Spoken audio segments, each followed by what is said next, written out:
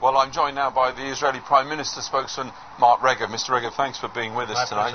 Can you explain to people why on earth Israeli Defence Forces wish to interfere and prevent the Red Cross reaching dead and wounded civilians? We have no such intention. I mean, ultimately, we will do what we can, what needs to be done, to work with humanitarian organisations like the Red Cross.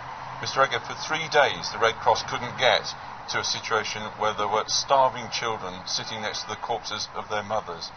A lot of our viewers will be saying, in the name of humanity, what kind of government allows its soldiers to stop the RC getting to those people?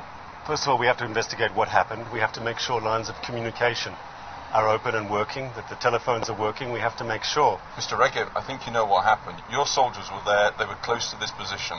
The Red Cross are not in the business of making this I know, and we take the Red Cross very seriously, and that's why we're investigating. But I think you should also be aware that Hamas is playing the game of atrocity propaganda. I'm not talking about Hamas, I'm talking about your soldiers preventing the Red Cross. No, I'm inviting you, Mr. Regev, to apologise to the Red Cross for this. We want to work with the Red Cross. We see them as playing an important role. We have a good relationship with them. We want to continue that relationship.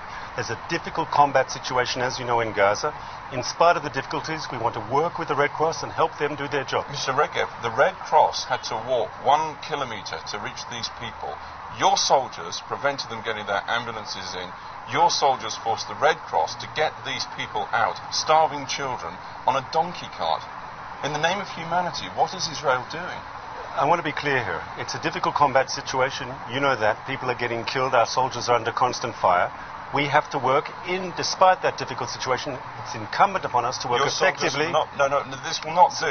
Your soldiers were not under fire in that situation. How do you know that, sir? How do you know that? 3 days my soldiers were not under fire? I'm not talking about 3 days. The Red Cross knows that my soldiers were under fire. They went in there to rescue those people. They were not under fire. At that particular time, but maybe many situations were.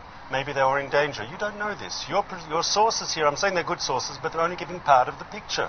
They're giving part of the picture. There's a difficult combat situation in Gaza. Everybody knows that. My source is the head of the Red Cross mission in Gaza and the head of the Red Cross mission in Jerusalem. These people are not in the business of propaganda. I agree, and we want to work with them, and we agree with them. But I do know also that the Hamas movement has an interest in portraying humanitarian crisis for their own political purposes.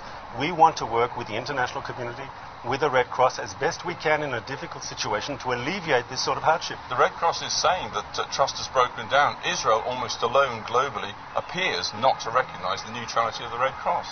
On the contrary, we want to work with the Red Cross. I'll say it again. We think they're an important organisation. We want to work with them. We will do what we can to facilitate their important work.